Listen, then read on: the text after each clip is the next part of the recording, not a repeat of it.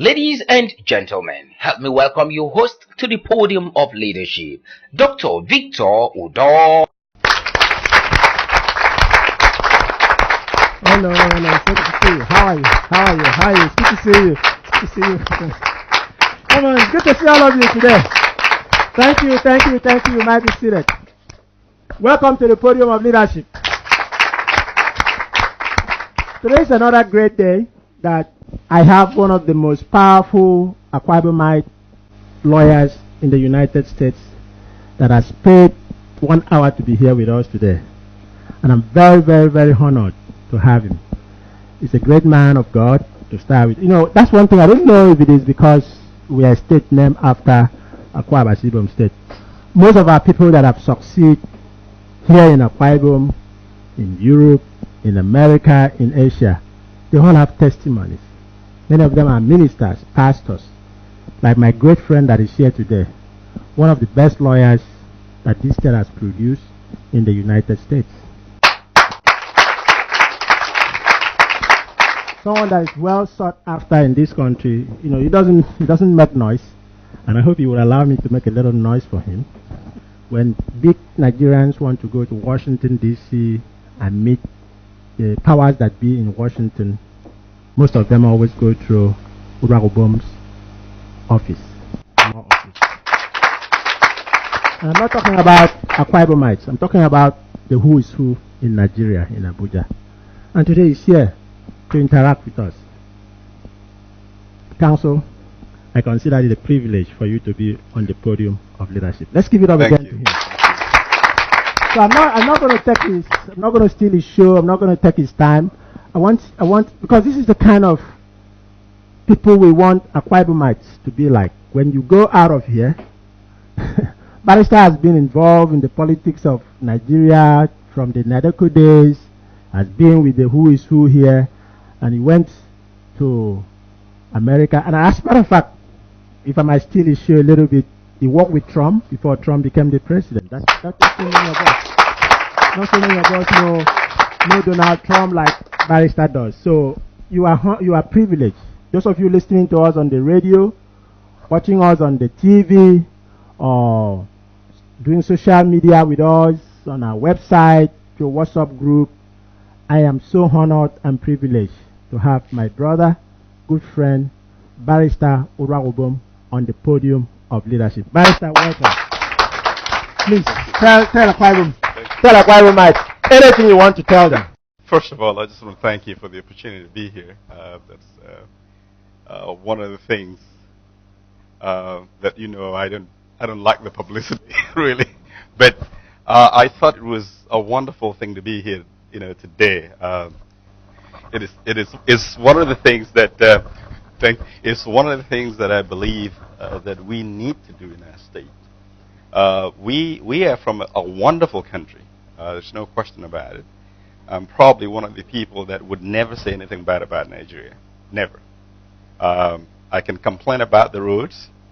I can complain about other things in Nigeria, but I can tell you, I am one of those who still believe that Nigeria is one of the best countries in the world.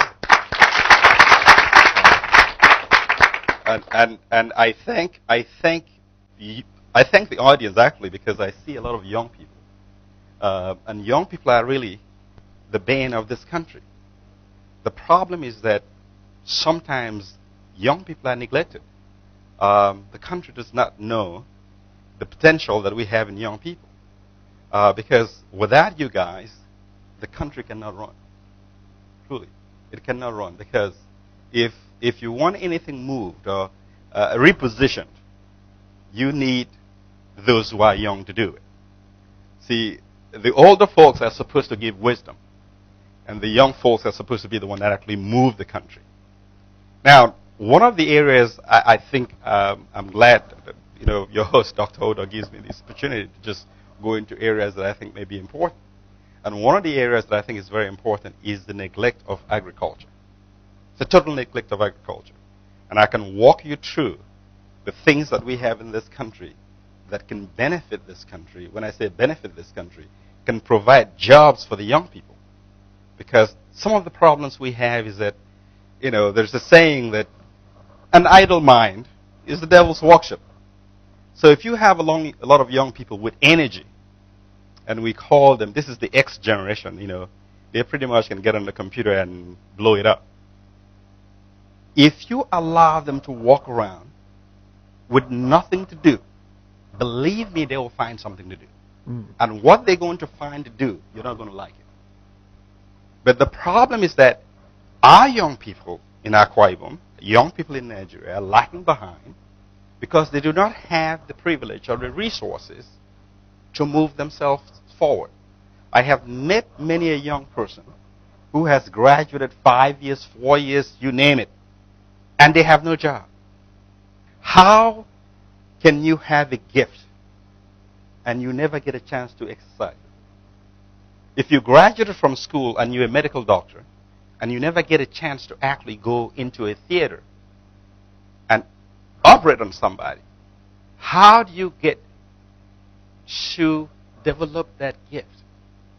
And I think we need to focus on our young people if we're going anywhere in Akwa Ibom. And we have many of them. I find it highly difficult to find somebody with a master's degree, driving on a Okada. That's unheard of. Whereas when you go to other countries, we're going to catch up with the West. How can somebody get out of school and doesn't have a job for 3-4 years? Come on, man. If I went into the hospital and I heard the doctor who's coming to see me has not had an opportunity to practice for 3 years, I really don't want that doctor to operate on me. I mean, come on. Because it's like you getting into a plane and the pilot says, well, ladies and gentlemen, I just want to tell you before we take off, since I got out of aviation school, I haven't had a chance to fly any plane. This is the first plane I'm going to fly after 10 years. I know some of you will try to find the exit out of the plane. I would do the same thing. I'll be the first to run to the door and try to get out. But that's the problem we have in the state. And so that brings me to Agrobusiness. God has blessed this country so much, from cocoa to cassava to palm oil. We can name it on and on and on and on. The problem is that in a state that has all these things, we do not have one industry that can even process palm oil. Come on. We import palm oil out of this country. It's mind-boggling. It's insane that God has given you this, but then you have to import it from another country. I don't even think that some of you here, some of these young people here, you know that we import toothpick. May the good Lord save us. Amen. Because if you're importing toothpick, I can go into the next bush here and cut toothpick for myself. Why do we have to import it? Why should I have to use toothpick from China when I have a bush right next to my house? I can just go there and make toothpick out of the trees that I see. But even if we're going to really use toothpick, why not build an industry here that produces toothpick? Do we need wood? And interestingly, do you know the amount of money that can be made from palm oil and palm kernel oil is more than what we make from crude oil? Over. And in Akwa Ibom State, for instance, how many palm trees can you count? The ones that we plant and the ones that God planted for us. You go to a lot of bushes, you see that the palm trees there were there. Over the years, nobody planted it. God gave it to us. And thank God, we have Malaysia and Indonesia who came to borrow palm kernel from us. And now they're the world number 1 and number 2 producers of palm oil. Hello, somebody. How do we get to this place? How do we get to have hundreds of thousands of young people with no jobs when we had an industry called Palm Mill Industries? And I remember growing up that there were more than 1,000 workers working there. And the supporting industries, when I talk about supporting industries, I'm talking about like the mama puts that come to feed the people who work at the factories. That created another 1,000 jobs. What happened to it? No, seriously, what happened to it? Have you ever considered asking that question? What happens, or what has happened to our cocoa industry? And we used to be part of Cross River State, is that correct? Okay. And my understanding from the dictionary, when you say cross river, that means that you have to cross a couple of rivers. Is that correct? And my understanding, Dr. Odo, is that in rivers there are fishes, is that right? And that's natural. You don't even have to put fingerlings in there to make fishes. Then what happened? Why are we importing fish from China? Does it mean that the fish we have in our waters is polluted? Or what's going on? The young people will have to start to ask these questions. Because you don't expect the West to ask the questions for you. You are here. We are here. And we need to ask ourselves these questions. How did we get here? What do we need to do to energize the state to go into production? See, interestingly, in America, you don't go into politics to be rich. You can count the number of millionaires who are in Congress. Very few of them. If you want to be rich, you go into industry. Oh, Bill Gates is not a politician. Neither was Donald Trump. Donald Trump has never held an office in his life. This is the first office he's ever held. So if you want to be rich, you go into starting industries. And one of the problems that I see in this country, I can be corrected if I'm wrong, is that it takes almost going to unearth your grandmother who had been dead for a long time to register a company. Why should you have to go to Abuja to register a company? When I can sit in my office in Washington, D.C. and register a company from my computer. How do you expect somebody from Akwa Ibom to travel to Abuja to register a company? Why is that necessary? The state should be given the power to register companies. So if you want to start your little company on the side of the road, you can register it, get your documents, and move forward. And I think the other problem is access to credit. Have you ever tried the bank to get money to start a business? It is almost like going to the moon. Then, if Bill Gates wanted to borrow money from a Nigerian bank to start Microsoft, he will never succeed. Never. If Steve Jobs of Apple, I know you guys all love the Apple phones and all that. Isn't that wonderful? It's a beautiful thing. But if you wanted to start Apple by going to a Nigerian bank to get a loan, I think we would see that Apple maybe when we go to heaven, because it would not happen here. But they started in their garages. And look at what they've done. We have to get to a point, and I'm going to go back to agrobusiness because it's very important. The reason I want to get back to agrobusiness is because we have the land, we have the climate, and we have the market. Anything you plant in this state, you don't even need to export it. It will be finished in the state. But we have too many people waiting on government. And we miss the privilege to be a blessing to ourselves and our Akwa Ibom State. Wow, Barrister. That has been a very deep reflection. And I want you guys in the studio to react to it, interact, and ask questions. But let me just say a few things that your governor is doing quite a lot. Okay. In terms of cocoa, there is a big opening in the axis, and there's a big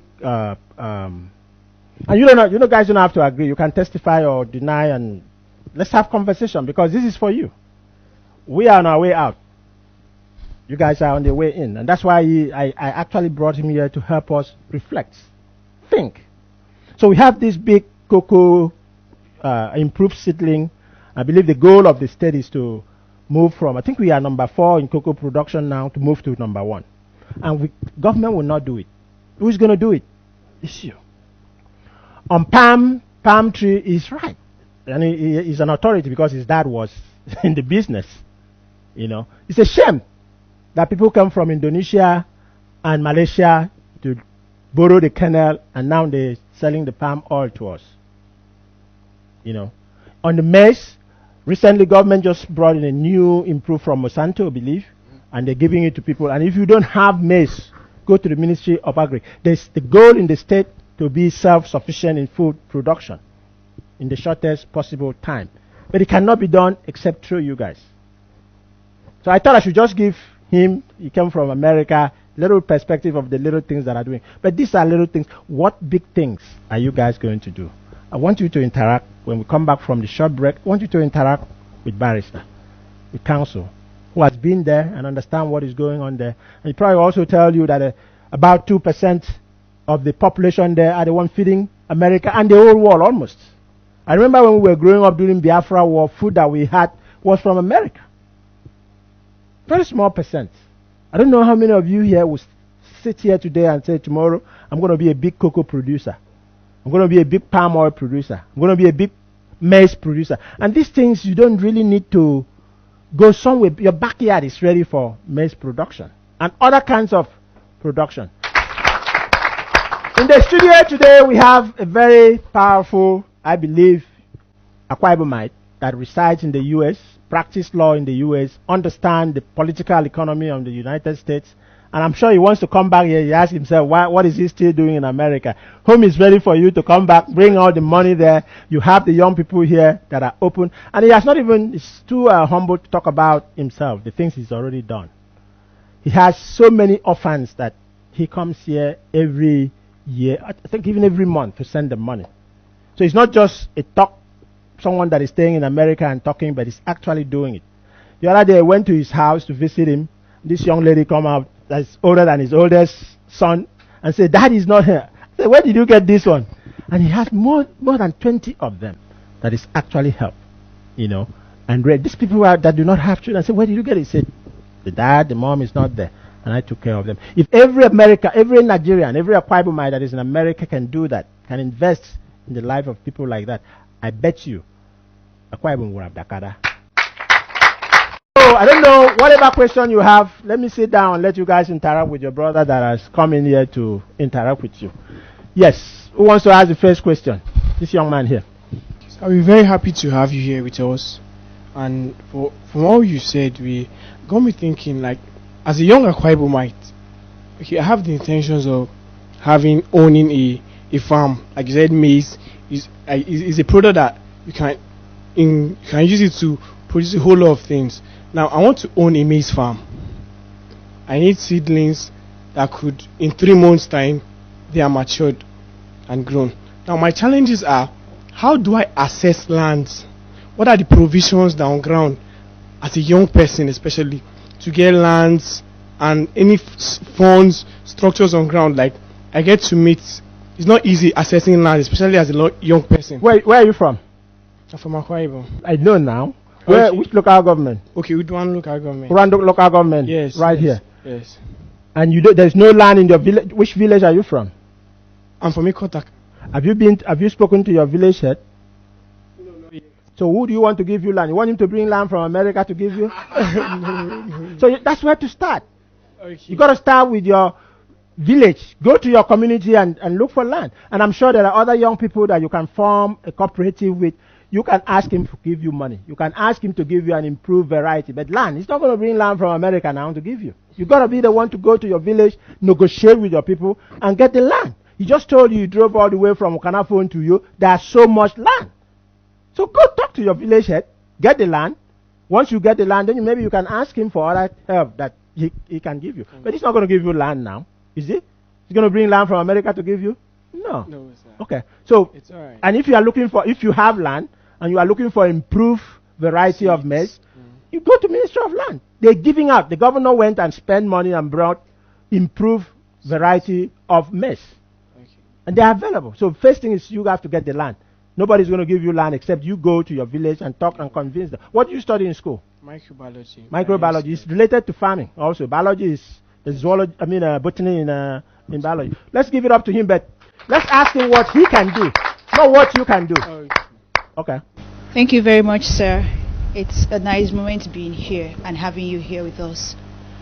Based on this farming, I wanted to talk about equipment because I'm a type that I really love going to farm with my mom though. But when you get to farm, the equipment that is there, it's not really encouraging. What up? Right? Seriously, before you know it, you just go back and having back egg. Which is why I used to run away to go and hide in the river. And then another thing is that after farming, there is all these what do we call it? These herdsmen, and before you know it, the animals will destroy all the crops. I think it's high time maybe a law should be set up, maybe to control all these herdsmen that are always there coming in to destroy crops with their animals. Thank you. You are into something that I believe is something we can put in front of him. How do we get equipment? Okay. Are there some equipment? Are there people in America that can donate equipment for us to use in farming? I think that's a very good question for him. That's a wonderful question, and the young man that was asking a question before that, just to piggyback on what he was asking, because I believe that I actually had to address the issue of land before the UN. That's good.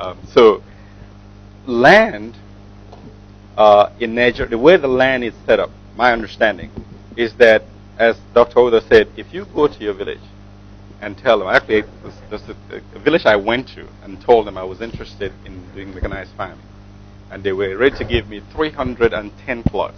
And they said, be glad if you can hire people, we'll be glad to give you the land. So I think if you are, if you put some other people together, because I think if you go by yourself, they will ask you where you're going to get the money and all that.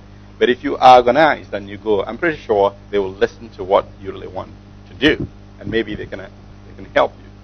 But when it comes to equipment, thank you for that question, because I just going to appoint counsel to Agrobusiness. Agrobusiness is a big organization that is under the United Nations. So we'll be here. I think we'll be in Delta State. But as I told, I've shared this with a few people. I said, I'm from Akwa Ibom State. We're going to have to start from Akwa Ibom State. That's the whole reason of even accepting to take the position. I have enough in my head already, and I don't like taking positions that it's just going to make it more difficult for me to be able to function. Because as Dr. Oda said, I'm a minister. I'm the director of international ministry in my church, and I get to travel a lot out of the country, so it's very taxing. That's your church in America, not the church in the U.S. Yes, it's very, very taxing on me, and then to add, representing some of the political folks in Nigeria, so it is really very, very taxing. But I accepted this position. As a matter of fact, last month I spoke at the UN about this. The reason I accepted it because I think it is going to help our people, especially the women. The women that we went to see today, I believe my assistant is sitting in the back of the studio. The people that we went to see today, it's 160 women. They're all widows. And I told the cameraman, I said, take a picture of the bicycles they were riding. Mm. Because the bicycles, if you know, they used to make a joke that, you drive a motor car. And I was telling the photographer, I said, all is left in this bicycle is just the motor. There's no car. Because everything is stripped away. But these people have nothing. They really have nothing. So what Agrobusiness is going to do, this is wonderful. They're going to train women and young people, both men and women, in the business of agriculture. They bring seedlings, high-yield seedlings. This is going to be in this country this year, as I'm speaking.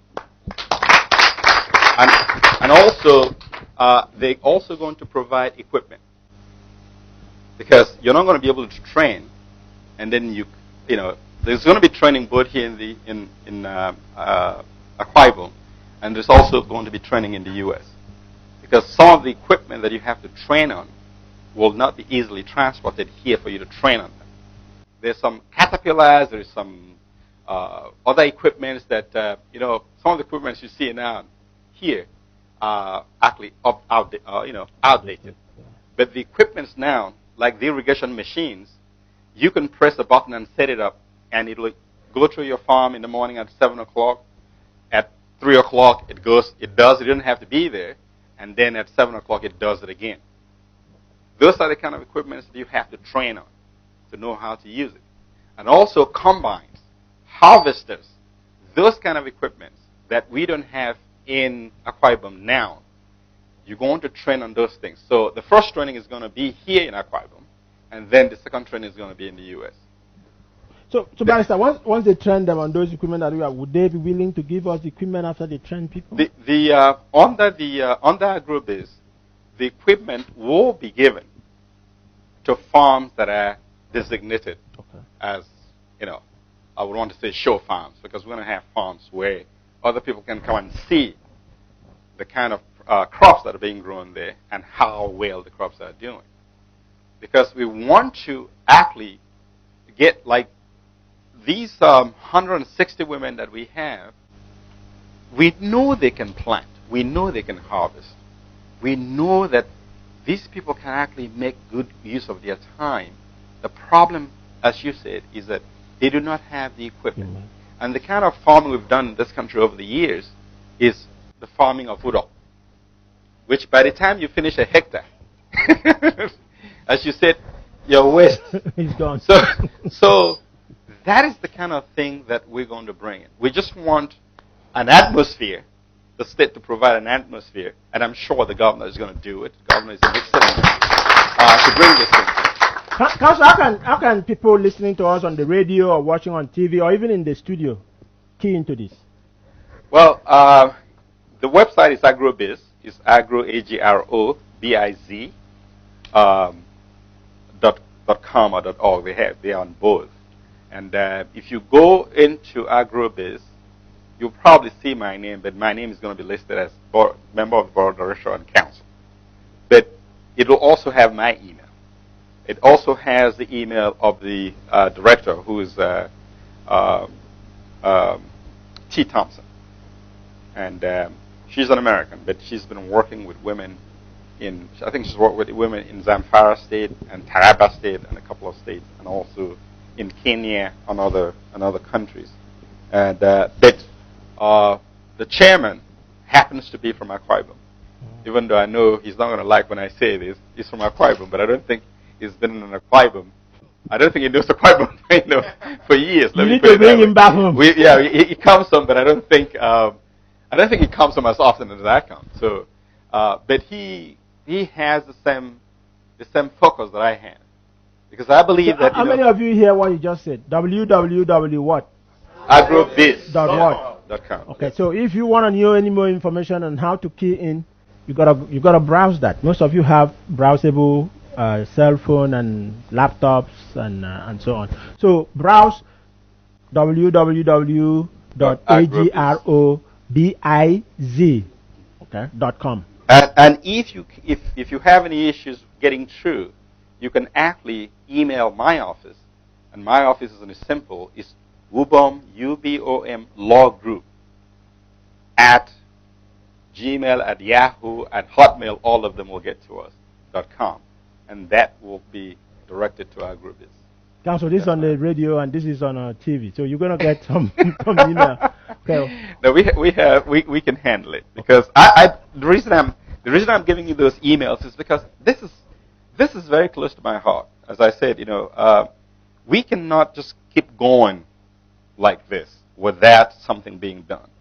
And when you have somebody in office like Governor Emmanuel, who was a banker, I know he understands economics and other things. I believe in my heart that he can get the job done. Okay, more questions. Let's take one from this side and then one from this side. You first and then you second. Thank you very much, sir. It's really a great privilege sitting under your tutelage to talk to listen to. Actually, you've said so many things why our people like to patronize overseas goods, and that could boil down to branding. If you, for instance, now have a soap that is well nutritious here, somebody will look at it as a poisonous substance and will prefer to go and buy sugar because of the package. So at that point, how do we solve the problem of branding as a youth trying to come up with an enterprise? Can you be more specific? Do you have a specific? Yeah, when I came back from service, I did so many things. I was into super production. I did chin chin production, and when you take it to school, Ching ching. yeah, But do you have a NAFDAC? I don't because of the cumbersome process of getting a NAFDAC number. It's not easy. Even I tried to open up a foundation, tried to register it was another thing entirely. So I got fed up and I have to go into something else. So how do we solve the problem of branding? I believe that's one of the most excellent questions. And let me tell you, a lot of the foods that we eat in the U.S. that is from Africa actually has Ghanaian label. It'll say, let me just throw in something out there. It'll say Mboro from Nigeria, but packaged in Ghana. I'm like, what is that? That is one of the things that agrobusiness really excites me about. Because agrobusiness is going to train you on how to package your goods should be sold overseas. You know, snails, for example. If you go to buy snails, there's no question. I think maybe I could figure out just looking at the snail that this snail is from Akwa Ibom. If not a back, if not a back for that matter, or from Calabar, you know. But the snail is labeled out of Ghana. Come on now. Ghana doesn't have that much forest to harvest that much snails. But see, another thing that we have an advantage on, and I can tell you, since I got here, I've eaten probably over 200 mangoes, if not more. Do you know why I eat so much? Because when I get back to the U.S., I know most of the mangoes I eat there has it's been spread with insecticide, it had fertilizers put in there, and a lot of things that is not good for the body. So when I come home, I know that this is natural mango. So I eat so much, so when I go back, I don't have to eat mango for the rest of the year. So what we have here, Dr. Odo, you probably know this. Do you know the rice? The rice that we call what? Rice nten. Bakariki. The one that you have to take the stones out. Do you know that rice? A small bag of that rice is probably 10 or 20 times Uncle Ben's rice. But that's rice we don't even eat here. We don't like it. But in the U.S., it's only sold in health food stores where you're supposed to buy all natural things. You get my? So we have an advantage. I always think if you package something from Akwa Ibom and say, all natural, God-made from Akwa Ibom, believe me, you will kill the market. Because people want to eat good food. Yeah. You know, how can you get a mango and you finish eating the mango, it doesn't smell like mango? Or you eat banana, it doesn't smell like banana because the fertilizer in it is overwhelming. Yeah. But when you eat, there's no way you eat a banana here, your hands will smell banana. It's just, because it's natural. So that's the advantage we have in this country, but we're not taking advantage of that privilege to sell what we have that is very natural. So if you're doing ching ching and you're making it from local sources, believe me, I think a couple of years ago I had the opportunity of working with the governor of Cross River State, and he was interested in chips, making chips out of plantains and bananas, which they have a whole lot in the northern part of the state. Believe me, if it actually got on the market, the health food stores, if you buy a bag of chips that is made from fertilized plantains, it'll be probably $1.90, I would think. But if you buy the natural one, it'll probably be $10. So you can see how much money you can make from just a bag of chips. when it is natural. And that's the advantage that we have that we're not taking hold of. And I think for young people, this is an opportunity. This is an opportunity for you to jump on these things. I know it's difficult, but I know if what I hear about Governor Emmanuel is true, I think this is the kind of things he's going to support. And he needs to support it. Because the more people in Akwa Ibom that are well-to-do, then he doesn't have to worry about creating jobs for you. If you can create jobs and take a lot of young people off the street, that is to the advantage of the government. That's to the advantage of the governor. As a matter of fact, he can even brag about it. Look at my state. You know, we're doing very well. So, Council, if the young man has ching that he's producing, would Agrobusiness be able to help him accelerate and facilitate his NAFDAC, or can Agrobusiness help us to be able to package things directly from Nigeria to US instead of going through Ghana and all of that? That's correct. As a matter of fact, I don't know how NAFDAC works, and I'm just going to be truthful with you. Normally, anything that I do in Nigeria, I registered a company in Nigeria. I have a younger brother, Barrister Wanobong, who's also a lawyer. He's also a pastor. He's a pastor of Mountain of Fire and Miracles. So I'm a pastor and also an attorney. So we kind of spar off on these things. And he's the one who actually teaches me the requirements of law in Nigeria because it's so different. Everything we do in the States is simple. And that's the system. The system is created to make life easy for the citizens, so you can get things done quickly. But the system here seems to, my understanding is that you have to go to Abuja, you have to have inspectors come, back and forth, those kind of things. Those are the kind of things we do not have. Because the system is supposed to create more jobs by private individuals for the population. And I think, I don't think this is something that the state really has much to do. But I think the federal government of this country, they need to simplify. If NAFDAC is going to come and check what you're doing, fine. But if the price NAFDAC is supposed to charge is 10,000 naira, there should not be anything more than 10,000 naira. But understanding the system we live in, by the time they'll probably ask you to give them money to buy petrol to drive from Abuja here. Or flight. That should not happen. That's why the federal government, they have to cede power, some power to the states, so the states can empower their own citizens to get things done. How many of you are familiar with the Vice President Doing Business Easy program and effort? I think, none of you you guys have to also be a little bit alert on what is happening at the national level. There's a big, as a matter of fact, your brother is the Minister of National Planning and Budget. They just come up with a new 4-year program, on how to enhance business and make businesses easy, make it easy for people to do business. You need to understand those things. You need to familiarize yourself with what is going on so you can leverage, so that when people like this come in, you can ask specific questions that would help you. Because we don't just want these questions to be theoretical. We want you to walk out of this studio to go and do something. When you go back, when you come back here, I want to say I've met with my village head. They've offered me 300,000 plots of land. Now, where can I get a good variety of maize to plant? That's the kind of thing we want to hear. You that talk about branding. I have done my research. I think I can package banana from my village and cut it into chips. I need some help to get NAFDAC. This is where I've gone. We want things to be practical so that when people like this come in, they can help you.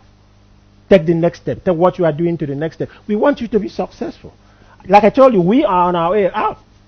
We've been there where you are, and I was there with him. I came back home. There's nothing I have here. I don't have money, but I have some few ideas, which is why we created the Podium of Leadership, to bring people like this. We might not have money, but we can change your thinking. We can make a paradigm shift for you. We can help you to think at things differently. And with your mind, you can create a lot. What you have in your mind is more than what anybody can bring for you from Asia, from Europe, from America. But we're just here to stimulate you to think differently and do something for yourself. And wherever we can help, we will help. Let's give it up for the barrister for all this. We're going to take a break, and then when we come back from the break, we're going to have people ask more questions. Barrister, we really appreciate the eye-opening reflection that you are giving to us, and I hope those of you listening to us on the radio or watching us on the TV, you learn something, and you are going to do something. Whether you are a young man or you are our age or even older, you learn something to do something different. If you are past your own age, help the younger people in your generation, in your village, in your community, to do something that will help them. Agro-business, nobody lives in the air. We all have land. Let's plant whatever is available. Whether it is cocoa, you might not have enough land. Maize, everybody can plant maize. Cassava, everybody can plant cassava. Let's do something. Reach out to this website. He has given his own email address. Not so many people want to do that. Contact him so that they can help you. Who has a question for Barrister? Let's start with you. You've been raising your hand for a while now. Thank you, Doctor. I appreciate that you've already been an Akwa Ibomite in Nigeria before you become an American. You've already understood the situation of our Nigerian banking system, where some of us, like the young entrepreneurs who are aspiring to go into business, so that the future will be amazing for us and the generation upcoming. I want to understand whether Agrobase has a platform where some of us who doesn't have land to live as collateral for Nigerian banks can access funds to continue and go into business, which business ideas are already on papers, and we don't have funds to go into it. Is there anything like funds available in Agrobase which we can access with viable business ideas and go into it and make it work? Another question is, boss, you have been abroad and you've seen some of the situations that makes things simple for entrepreneurs. Which and how many of that could you recommend to Nigerian government to make, for instance, business registration simple, NAFTA process is simple, that in a very short while you can sit in your office, as we said, and register a business, or sit in your office and get them come in and access your little factory, and you go into production. And as I speak to you, recently we were planning to go into plantain chips, which sometime, and even potato chips, which some of us, for instance, like Lemeridian Ibom, like as big as they are, we always import chips abroad. So, is it the preservative? We went into a man that could give us preservative. Since then, we gave him the sample to go and give us the feedback. He has gone to the thin air. So, sir, can we be assisted from Los Angeles or wherever you are helping us from? Thank you very much. I want to thank you. The gentleman has been very patient. As a matter of fact, you said he had his hand out for quite some time. And, as the Lord Jesus told Nathaniel, he said, a real Israelite. This is a real Nigerian. I'm even a little embarrassed that he has his Nigerian sticker, and I should have had one. As far as doing something with the government to change the way policy is done, that is something that I personally believe it is the young people that have to do something about it.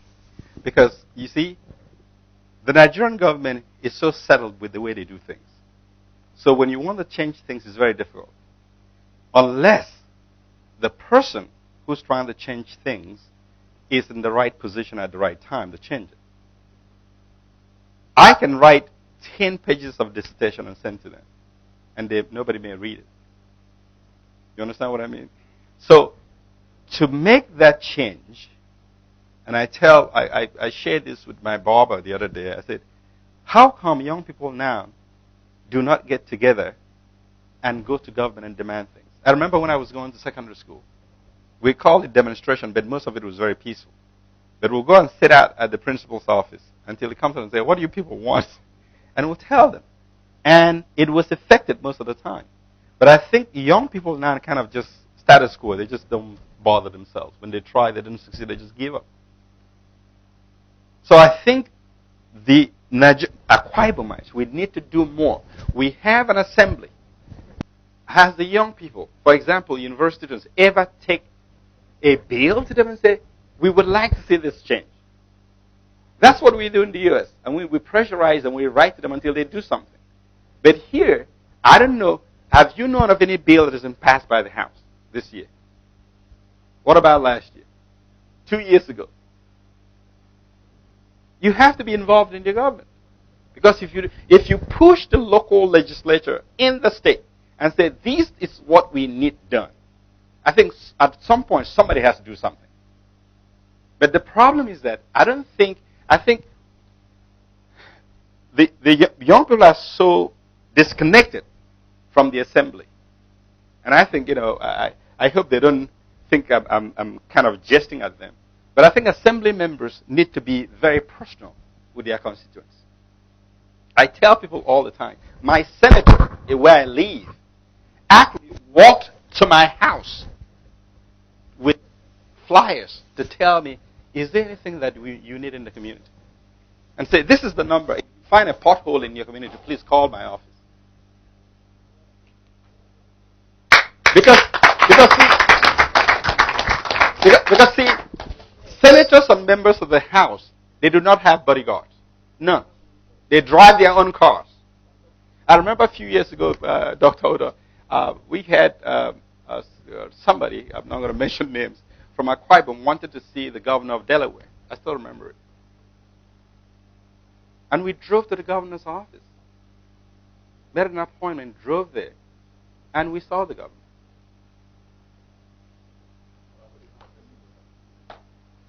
But that's what I'm saying. Government has to be closer to the people. But the people have to be closer to the government. People have to make the government to be closer to them.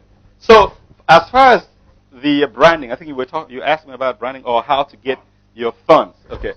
Funds, that's one thing that Agrobusiness is going to be very useful to those who have things to do. Because funding, as a matter of fact, the World Bank and ADB have already indicated that they will be interested in funding. So, if there's anything I want you guys to take away from him, is what he told you about what we did when we were in secondary school. Because if your senator, your house member, and I know some of them are doing what is called constituency briefing, if they're going to be that responsible coming to ask you, you have to demand. And if you cannot do it by yourself, form organizations. So that's the message the barrister, counsel, pastor is telling you. You have to ask your representative, your leaders, what you expect from them. And hopefully next time he's in Nigeria, we'll have him back here to come and join hands and make Akwa Ibom Adakada. Thank you very much, Barrister, for being here. And thank you all for being on the program of leadership. God bless you. God bless Akwa Ibom. God bless Nigeria. And God bless every one of us.